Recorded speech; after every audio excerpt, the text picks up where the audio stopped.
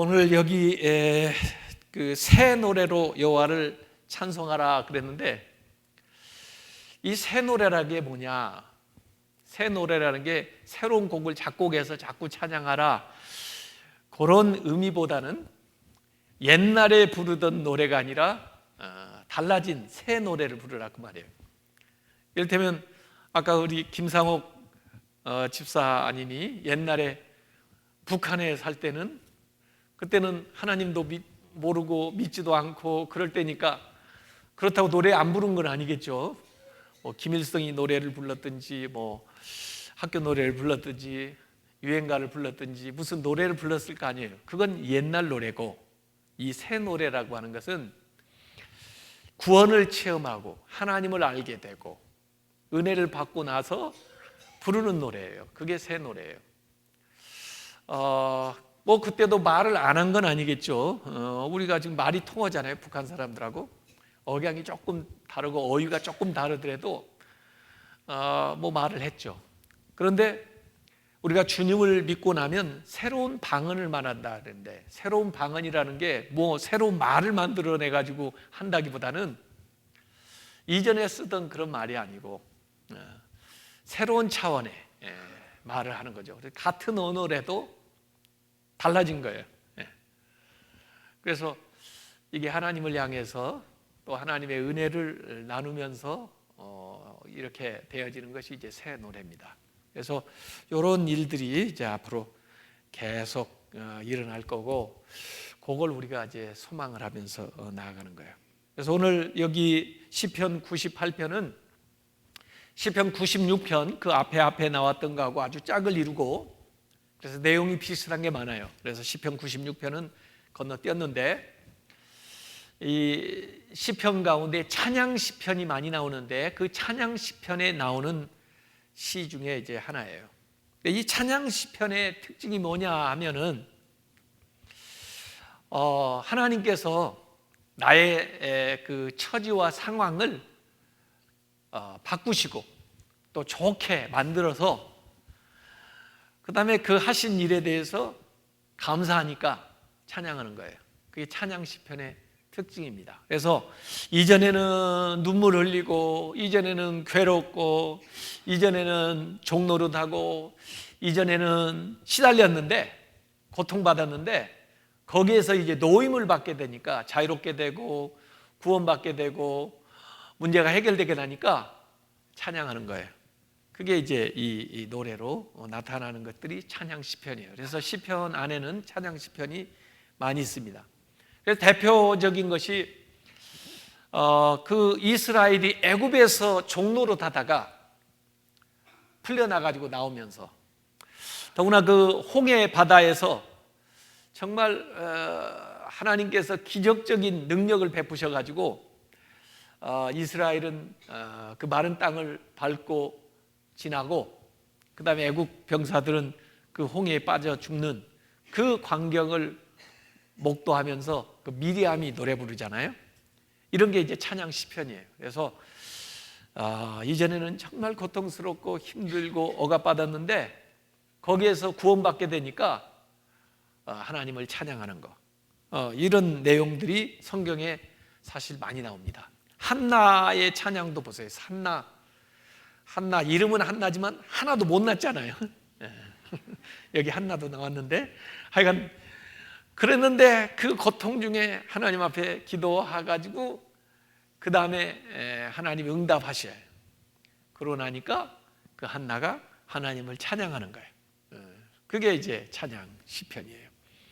마리아의 뭐 찬가도 그 한나의 그 찬가, 한나의 그 찬송을 그대로 거의 주제가 비슷하죠. 그래서 하나님께서 이 연약한 사람, 가난한 사람, 또 불쌍한 사람, 이런 억눌림 받은 사람 처지를 돌봐가지고 그 기도를, 또 어려운 일들을 해결해 주셨다, 이런 게 이제 찬양 시편으로 나오는 겁니다.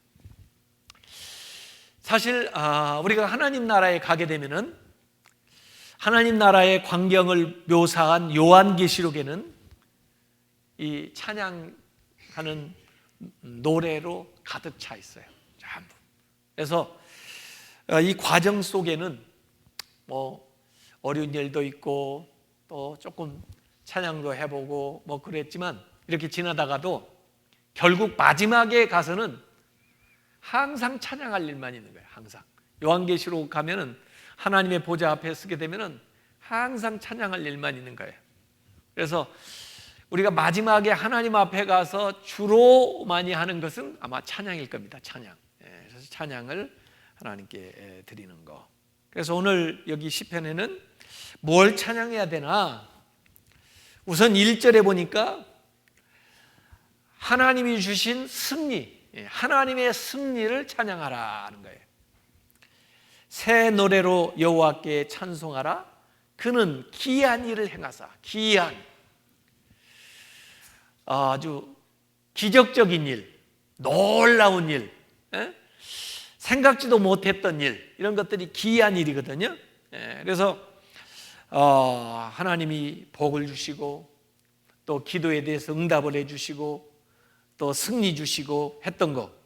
그래서 그 기이한 일을 행하사 그의 오른손과, 오른손은 왼손 오른손이 있지만은 뭐 하나님이 뭐 왼손 오른손 가지고 계신 건 아니겠지만은 오른손 하면 힘 있는 손이거든요. 그래서 하나님의 권능 이런 걸 나타내죠. 하나님의 오른손과 거룩한 팔로 자기를 위하여 구원을 베푸셨음이로다. 그래서 하나님의 능력, 하나님의 권능, 하나님이 행하신 일, 그래서 우리에게 주신 그 승리를 찬양하라. 근데 그 승리를 왜 주시나 하고 보니까 자기를 위하여 주셨대요. 하나님이 하나님의 영광을 위해서, 하나님의 이름을 드러내기 위해서, 또 하나님이 살아계시다고 하는 것을 많은 사람들에게 나타내 주시기 위해서 하나님의 백성들에게 승리를 주셨다는 거예요. 그러니까 우리를 위한 것도 되지만 하나님을 위하여 구원을 베푸셨도다. 그래서 아마 이 시편을 이렇게 적었을 때에 생각하는 것은 출애굽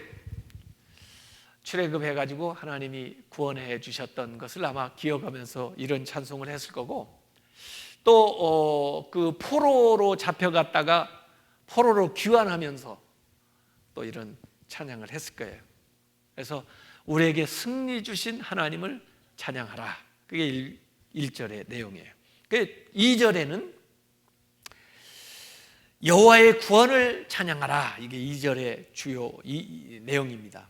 여호와께서 그의 구원을 알게 하시며 그의 공의를 문나라의 목전에서 명백히 나타내셨도다. 그래서 하나님의 그 구원을 모든 사람들이 볼 수 있는 그 눈앞에서 확실하게 나타냈다는 거예요. 은밀하게 보이지 않는 곳에서 가만히 구원을 베푸신 게 아니고 모든 사람들이 눈으로 확실하게 볼 수 있도록 구원을 나타내셨다. 또 하나님의 그 공의, 하나님은 얼마나 정의로운 분인가 하는 것을 모든 사람들이 볼 수 있게 나타내셨다는 거예요. 그것을 찬양한다는 겁니다. 하나님의 공의를 나타낸다.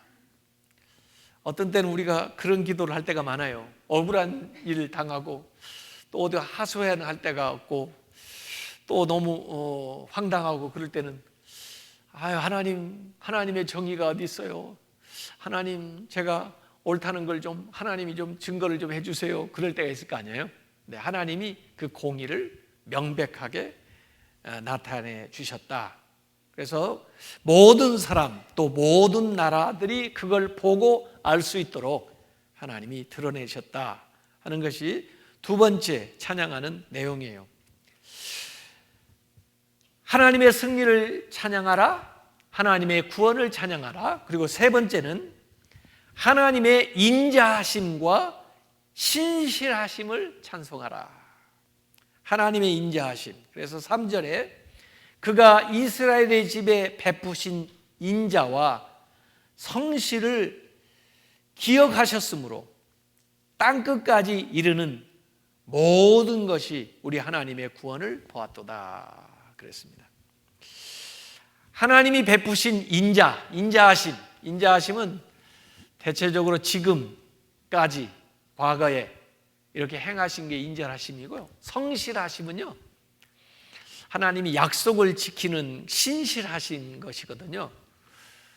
그러니까 지금 나타나지 않았다 할지라도 앞으로도 계속해서 미래적으로 말씀하신 것들을 지키실 것, 이것을 기대하면서 찬양하는 거예요. 그래서 지금까지 행하신 인자하심, 또 앞으로 계속 행하실 신실하신, 그래서 인자하신 하나님, 신실하신 하나님을 찬양하라, 이렇게 얘기를 하고 있어요. 근데 이 인자하심과 그 신실하심이 짝을 이루어 가지고 성경에 많이 나와요. 여기만 나오는 게 아니고 특별히 시편 89편에 보면 그게 짝을 이루어 가지고 나와요. 하나님의 신실하심과 인자하심이 시편 89편 2절에도 나오고 14절에도 나오고 24절에도 나오고 시편 92편 2절에도 나오고 100편 5절에도 나오고 이런 식으로 미가서 7장 20절에도 나오고, 그래서 하나님이 지금까지 우리를 인자하심으로 이렇게 돌보시고 또 앞으로 그 하나님이 신실하심으로 한번 약속한 거, 언약한 것을 변치 않고 끝까지 이루어 주신다는 거예요. 그거에 대해서 하나님께 찬양하자. 그게 3절에서 얘기하는 겁니다. 이렇게 승리 주시는 하나님, 구원 주시는 하나님, 그리고 인자하고 신실하신 하나님을 찬양하자. 이 회중들에게, 우리 모인 사람들에게 얘기해요. 하나님의 사람들에게. 그 다음에 그 찬양이 거기에서 끝나지 않고 확장되어 나가는 겁니다.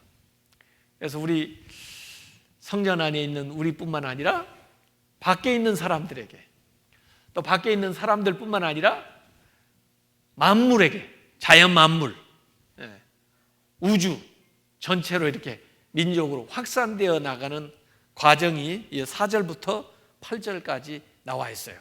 그래서 오늘 3절까지는 그 예배하는 회중들에게 얘기했다면 4절에 온 땅이여, 온 땅의 민족들을 부르는 거예요. 온 땅이여 여호와께 즐거이 소리칠지어다. 소리내어 즐겁게 노래하며 찬송할지어다. 수금으로 여호와를 노래하라. 수금과 음성으로 노래할지어다. 나팔과 호각 소리로 왕이신 여호와 앞에 즐겁게 소리칠지어다. 바다와 거기 충만한 것과 세계와 그 중에 거주하는 자는 다 외칠지어다.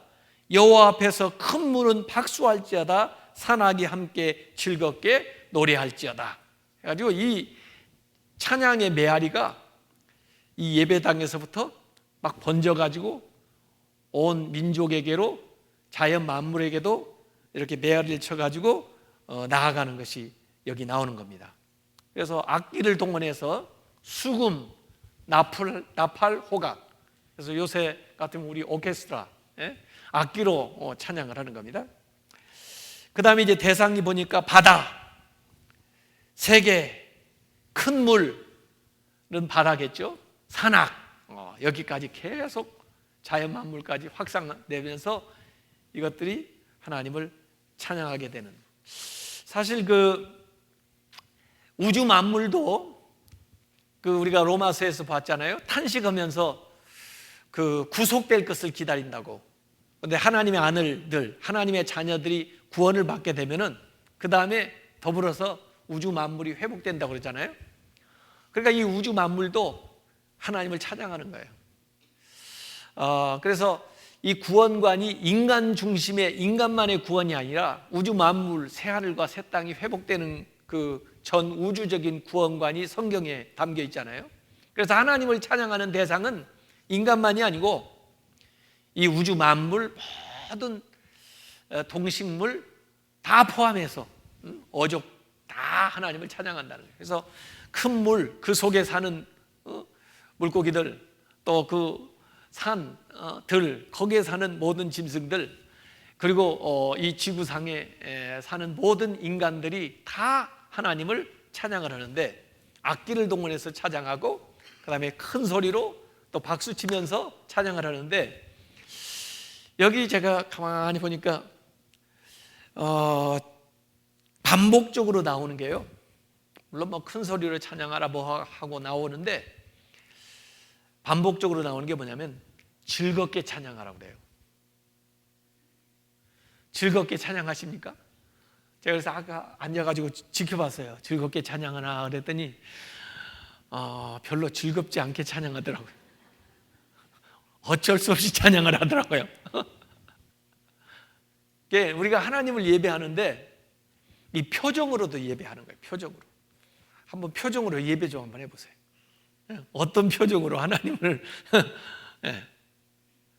근데 이 표정이 좋아지려면 즐거운 마음을 가져야 되고 또 좋은 말을 해야 돼요. 근데 찬양만큼 좋은 말이 없거든요. 그래서 즐겁게 찬양하라 4번이나 반복해서 이 얘기했어요. 즐겁게, 즐거운 마음으로. 이 찬양을 하면은 우리의 영혼이 새로워질 뿐만 아니라 우리의 마음도 즐거워지고 우리의 육신도 건강해져요. 이걸 제가 영적인 파동이 친다고 그러는데, 영적 파동 치료라는 게 있잖아요. 음악 치료.